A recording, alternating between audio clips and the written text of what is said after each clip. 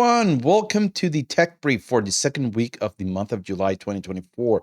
We're going to be starting first with the vulnerabilities, and we have a big one. Second week of the month, that means Patch Tuesday. So Microsoft disclosed 142 vulnerabilities. Many of them are critical and important. So let's start going first with the first ones that I recommend that you guys start looking for, and those are the ones that actually have proof of concept code. For this, we have CVE 2024-35264, which is a .NET Visual Studio remote code execution vulnerability. We also have a systemic identification characterization of proprietary prefetches, and this one is CVE 2024-37985 with a CVSS score of 5.9. Now, we have also 3 remote code execution vulnerabilities for SharePoint Server, and there's proof of concept code already out there that is available to everybody in the web, and those are CVE 2024-38094, CVE 2024-38024, and CVE 2024-38023. All 3 of them has a CVSS score of 7.2. Now, as you can see, every time I talk about vulnerabilities, I try to tell you, focus on those 7 and above. And this is one of those examples.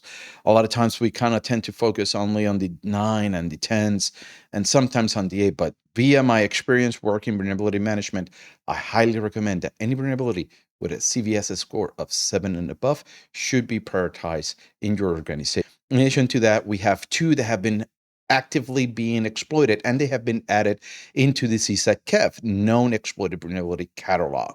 This one is Windows MS-HTML platform spoofing vulnerability, which is CVE 2024-38112 with a CVSS score of 7.5.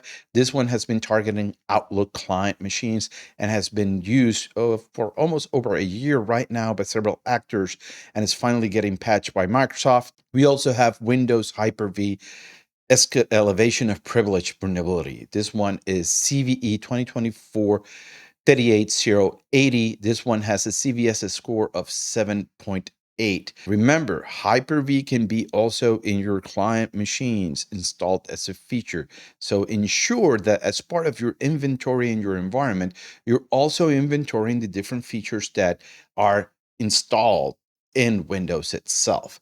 In addition to that, Microsoft also released or disclosed 38 critical vulnerabilities that could lead to remote code execution, both on SQL Server native client, OLEDB provider, and OLEDB driver for SQL Server. These vulnerabilities have been assigned as CVE identifiers for each one of them, and all of them received a CVSS score of 8.8. So that's quite high. So do make sure that you patch this.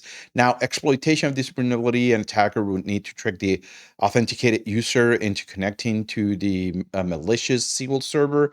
So this would be a very rare attack, but I would not be surprised if somebody comes with an attack path and a series of steps to be able to abuse this. So do patch that. In addition to that, if you're running VDI services as part of your Windows environment and you're using Windows Remote Desktop Licensing Service, there's a remote code execution vulnerabilities for this component. So they have CVE 2024-38074, CVE 2024-38076, and CVE 2024-38077. All of them has a CVSS score of 9.8. Now, moving along to the news, AT&T has reported in their Securities and Exchange Commission 8-K filing that they lost data, call record data, and text message data for millions of their customers. When we look at the data that was stolen, it was actually from a Snowflake instance. So in the case of Snowflake, one of the things that we have been seeing is that actors were able to abuse that there was no multi-factor authentication, and extract data from multiple customers in the Snowflake environment. In addition to that, Snowflake was very transparent in what exactly happened and how did it happen. But what we're seeing is that there's this actor inside of the breach forums with the handle Spider that has been selling chunks of the data as he processes that data out there. So he has sold data for Cylance. He has sold data for advanced auto parts, and now it's the AT&T's turn where their data got exposed. Now, don't worry if you're an AT&T customer too much.